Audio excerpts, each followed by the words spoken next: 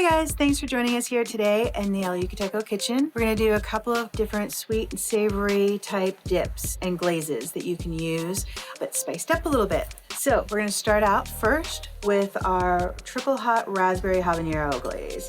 This one, we're gonna start out with a full jar of raspberry preserves. Now this particular one, we're gonna be using the triple hot for. So our recipe calls for 2 ounces of the triple hot. You may want to back that off a little bit to start out with, and then you can always add more as you go. That's a full 2 ounces, nice thick triple hot. So what we use this one for is we put it on cheese plates. It's a great alternative to old Monte Cristos. Instead of just raspberry preserves, we like to do this in there instead. This has lots and lots of different applications, and it is a fan favorite. This one is another very, very simple one. It's only 3 ingredients. We're gonna start out with the orange marmalade.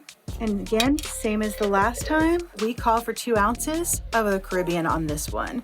But if you wanna check it out and lower that the first time you're making it until you can get your spice acclimated and make sure that it's right for you and your guests, then lower it a little bit, and then you can always increase it as you go. It's going to be definitely different than the raspberry. And the next step is we're gonna actually add one more sweetener, which is an agave. That's 2 ounces, and we're gonna add 2 more.